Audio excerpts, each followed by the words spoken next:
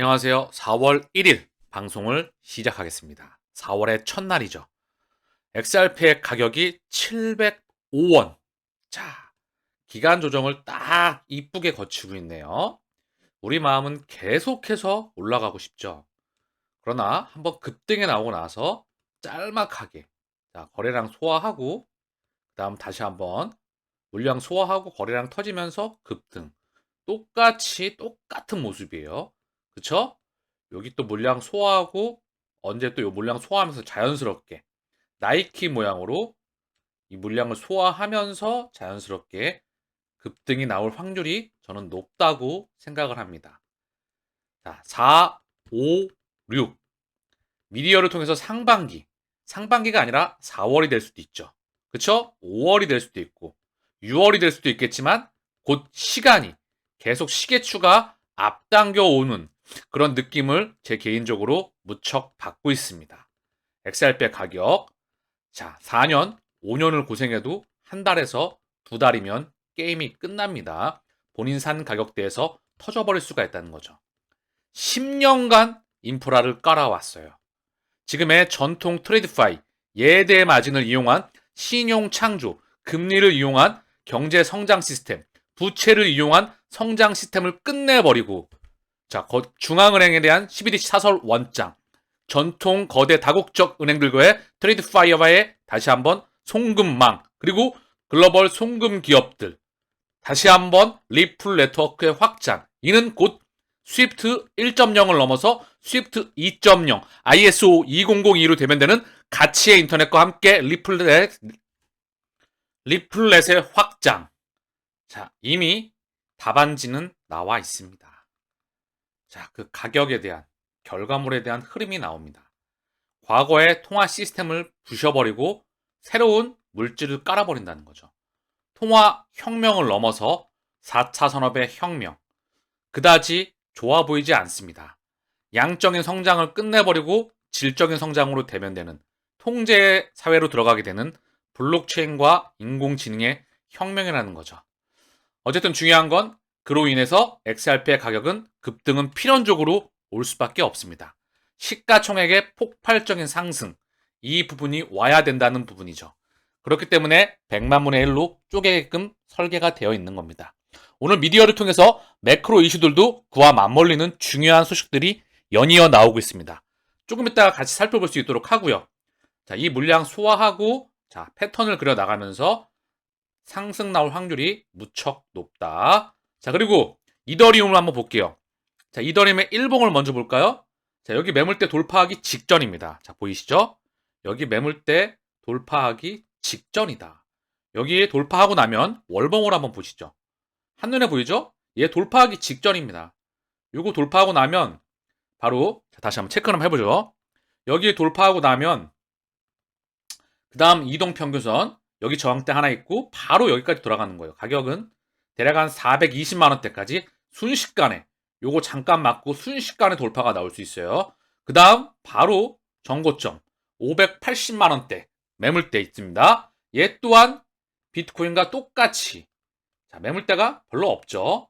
한번 튀면 알트의 본격적인 장세가 시작됩니다. 4월 13일, 12일인가요? 13일인가요? 업데이트가 있죠. 하드포크. 자, 그 부분에 대해서 스테이킹 우려와 함께 그 물량이 쏟아질 수가 있다. 그러면서 가격을 흔들고 갈지, 바로 갈지, 아니면 그 이전에 지금 먼저 튈지 지켜봐야 되겠죠. 그건 그 누구도 모릅니다. 그러나 중요한 건 결론은 그 물량을 1번이건 2번이건 3번이건 간에 흔들고 바로 올라갈 확률이 높을지, 중요한 건 상승은 정해져 있다는 거죠. 이더리움이 상승을 해야 따라오는 알트코인의 폭발적인 상승이 있습니다. 자, 딱 보시기에도 지금 돌파하기 바로 직전이죠. 그쵸? 돌파 물량 나 갈래 하고 있는 것 같아요. 물량을 이쁘게 소화하고 지금 계속해서 터치를 하고 있습니다. 여기 선을 계속 두들거리면 터집니다. 물량을 소화하기 때문에 조용히 4월 12일, 13일 전에 올라갈지 아니면 4월 12일, 13일 떨어지고 나서 올라갈지 그 부분을 차분하게 지켜볼 수 있도록 하고요. 비트코인 가격도 3,780만원 언저리를 왔다 갔다 하고 있어요. 얘는 이미 돌파가 나왔습니다. 그쵸? 돌파가 나오고 그 다음 이동평균선 여기 저항대 근처까지 가려고 지금 폼을 잡고 있죠? 얘는 바로 튀면 5,700만 원 언저리입니다. 자, 그래서 현재 긍정적인 시그널이 계속 감지가 되고 있다. 자, XRP의 월봉입니다. 자, 기간 조정을 상당히 오래 거쳤죠? 지금 딱 하고 이동평균선과 함께 캔들상 매물의 저항을 딱 하고 받고 있습니다. 여기 점선 라인이기도 하지만 정확하게 이 가격대죠? 자, 그쵸? 두 개의 저항을 강력하게 받고 있지만 얘는 기간 조정을 상당히 오래 겪었죠. 그쵸? 한 번씩 튀면 자, 강하게 튑니다. 이 기간 조정을 끝내면 강하게 끝내버립니다. 그 시기가 다가오고 있다. 시계추가 땡겨오고 있다. 자, 두나무의 이석우 대표가 자, 우리가 참고할 만한 중요한 말을 미디어를 통해 언급이 나오고 있습니다. 이 부분에서 많은 부분을 내포하고 있어요. 이것 또한 필터링이 필요하지만 코인 증권성을 면밀히 검토한다. 증권사 인수는 부인. 자, 처음부터 끝까지 한번 볼게요. 자, 이석우 대표가 정기주주총회에서 증권성 토큰이 존재할 수 있다는 우려와 관련해서 면밀히 검토하고 있다는 입장을 밝혔다. 또 상반기 중 결과가 나올 것으로 예상되는 리플 소송과 관련해서 상반기 4월입니다. 4월 1일, 5월, 6월.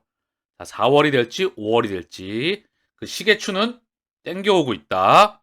결론이 나기 전까지는 특별히 조치를 취할 계획이 없다. 소송에 대한 결론이 나오기 전까지 리플과 SEC에 또 이 대표는 증권사 인수 등 토큰 증권 분야 협업에 대한 입장도 밝혔다. 현재 가상자산 거래소는 증권 거래 라이센스가 없으므로 토큰 증권을 유통할 수 없다. 이에 일각에서는 국내 최대 가상자산 거래소인 업비트가 증권사를 인수하는 방식으로 STO 시장에 진출할 수 있다는 추측이 제기됐다. 이 대표는 다른 금융기관을 인수한다는 여러 소문이 있었는데 근거 없는 얘기들이 많아 즉각 부인해왔다. 여러 제도권 금융기관들과 어떤 방식으로 협업하는 게 좋을지 다각도로 논의하고 있다. 증권사를 인수할 수도 있겠죠. 증권사, 자산운용사, 금융권, 은행, 증권, 보험, 가상자산거래소, 경계가 허물어집니다. 그 시스템에서 연장선으로 볼 수 있길 바라겠고요. 모든 증권, 주식, 채권, 부동산 여기에 토큰화가 진행됩니다. 이게 바로 우리가 다가올 미래를 준비하는 거고요. 자, 또한 가상자산 거래소에서 거래되는 코인들 중 혹여 증권으로 판단될 게 있다면 이는 증권거래소에서 거래해야 한다. 이에 대한 판단은 가격에 영향을 줄 수 있으니 충분히 고려해야 한다. 증권성 판단 기준은 미국 등 다른 해외 당국과도 기조를 맞춰야 한다. 즉, 자, 이런 말은 다 증권사 인수, 그 다음 중요한 부분이긴 하나, 상반기 4, 5, 6 첫 번째, 두 번째, 리플과 SEC, 미국에서 먼저 사례가 나와야 한다. 그 시기가 도래하고 있다. 브래디 갈링하우스의 트위터입니다. SEC 의장이 증권이 무엇인지 지시한다고 주장하는 것은 그의 기관이 권한을 파생시키는 법률이 아닙니다. 이해할 수 없습니다. 미국의 선출직 공무원들이 주목할 때입니다. 계속해서 언급을 하고 있죠. 결국 시그널은 나온다. 결과물은 나온다. 제도와 규격이 나온다. 그래야 금융기관이 돈을 쏘는 거죠. 그리고 새로운 세상이 펼쳐지는 판때기, 첫 판때기가 나오는 겁니다. 자, 영란은행에서 CBDC 책임자.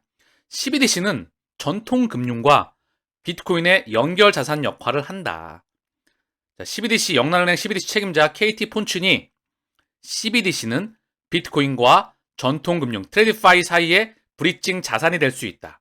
그는 비트코인과 CBDC가 공존할 수 있을 것이라는 질문에 현재 다양한 형태의 화폐가 혼재되는 생태계가 형성됐다.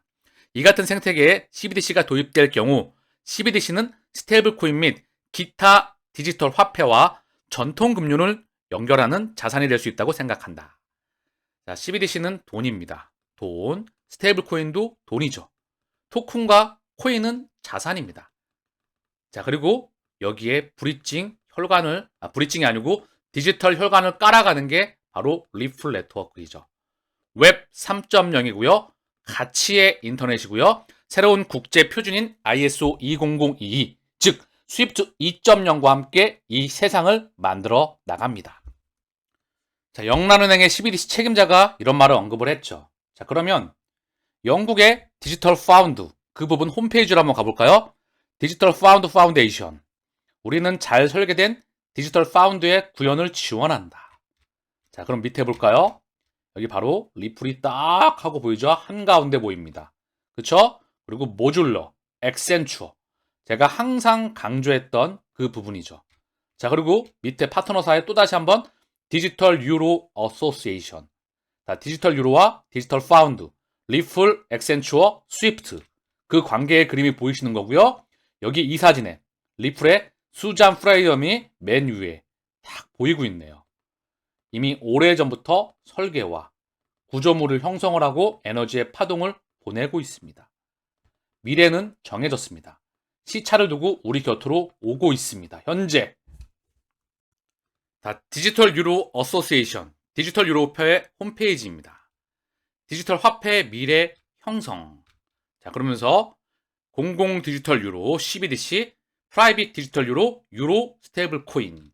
자, 밑에 다시 한번. 자, 디지털 유로 협회입니다.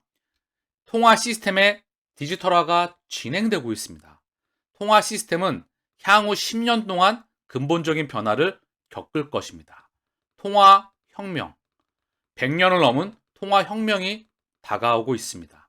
즉, 부의 이전이 이루어지는 거죠.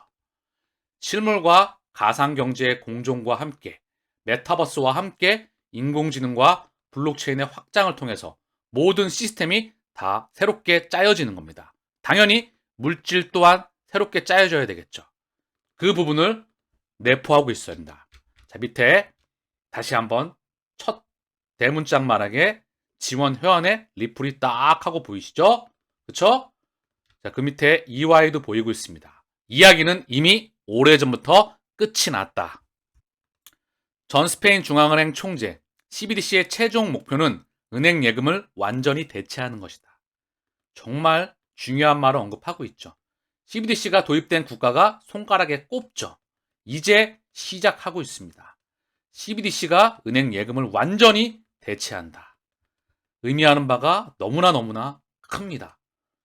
자, 전 스페인 중앙은행 총재가 디지털 유로 컨퍼런스, 다시 한번 디지털 유로 컨퍼런스에서 CBDC의 최종 목표는 상업은행의 예금을 완전히 대체하는 것이다. 새로운 통화 시스템이 펼쳐지게 되는 것이죠. 그는 모든 상업은행은 좁은 의미의 은행이 되어야 한다. 만약 실리콘밸리 은행이 실리콘밸리의 CBDC 공급자였다면 이번과 같은 사태는 발생하지 않았을 것이다. 특히 디지털 유로는 통화와 은행 시스템에서 안정성과 경쟁이라는 뗄래야 뗄 수 없는 이 문제를 해결할 가능성이 있다. 그간 은행 및 은행은 지불 및 신용시장을 독점해왔다. 게다가 은행들은 거의 모든 부분에서 중앙은행 등으로부터 강력한 보호장치도 제공받고 있다. 자, 끝이라는 말, 새로운 시스템을 만든다는 말, 이제 시작이라는 말. 자, 그 부분을 언급하고 있고요. 결국 그러면 연장선에서 국제결제은행 산하에 있는 바젤위원회, 바젤위원회 위원장, 자기자본 비율을 결정하는 곳이죠. 은행의 법과 테두리를 만드는 곳입니다. 돈의 규칙을 만든 곳이죠. 여기서 CBDC가 또한 설계가 되었습니다. 바젤위원회 위원장, 은행의 암호화폐 보유 제한 규정, 시장 반응 따라 개정한다. 요거를 은행의 1%에서 2%. 자, 이렇게 언급을 했었어요. 자, 보면 은행의 암호화폐 보유량 2%로 제한 규정을 승인하였다. 일반적으로 1%, 많게는 2%까지. 자, 은행의 특정 암호화폐 자산에 대한 익스포저, 노출이 2%를 초과해서는 안 되며 일반적으로 1% 미만이어야 한다는 내용을 포함하고 있다. 이 부분에 대해서 바로 은행의 암호화폐 보유 제한 규정을 시장의 반응 따라 개정하겠다는 거예요. 1%에서 2%, 3%, 4%, 5%. 자, 그리고 아까 방금 전에 뭐라고 했죠? 방금 전에 뭐라고 얘기했죠? CBDC의 최종 목표는 은행 예금을 완전히 대체하는 거다. 자, 그러면 여기서 BIS 국제결제은행이 글로벌 은행 가상자산 노출액 0.01%에 불과하다. 0.01%에 불과합니다. 과연 이 시장이 몇 배가 커질까요? 1000배, 플러스 알파 이제 시작합니다. 여러분들은 초기 시장에 참여하고 있다는 부분을 반드시 잊지 마시고요. 이 가치에 대해서 본인이 확신할 수 있을 때 이 마라톤을 완주할 수 있습니다. 부가 역정되는, 원래 미래를 예측하면 누구든지 다 부자가 될 수 있습니다. 부자가 되는 것뿐만 아니라 미래를 예측하는 능력까지, 고기 잡는 능력까지 배워나갈 수 있습니다. 제 채널에서는 말입니다. 자, 일본에서 4달 디지털 엔화 전문가 패널 조직한다. 발행 타당성 검토. 자, 곧 있으면 우리 곁으로 올 소식이 얼마 남지 않았습니다. 디지털 엔화, 디지털 유로, 디지털 파운드, 그리고 마지막에 디지털 달러가 되겠죠. 자, 이더리움의 샤펠라 앞두고 옵션 거래량 급증, 10개월 내 최고 수준이다.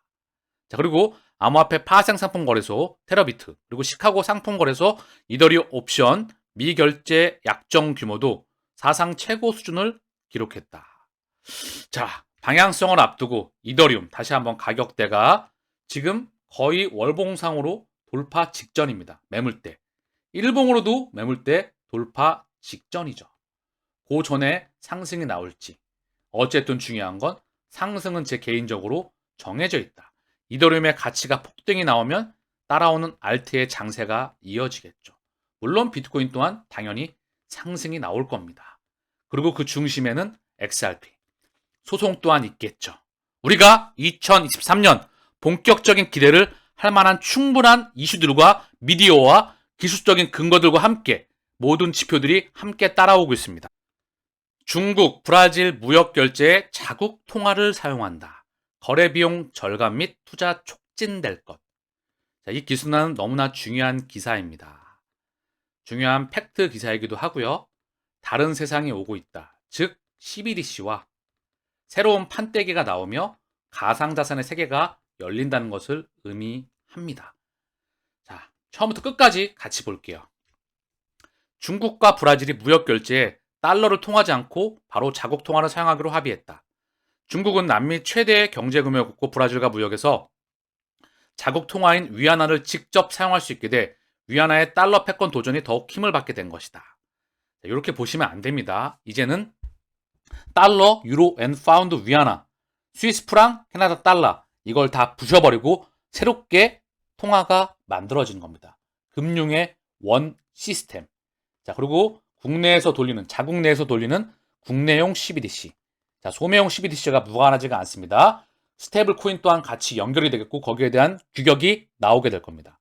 국경을 넘어서는 거액 결제, 국경 간 거액 결제용 CBDC는 도매용 CBDC라고 하죠.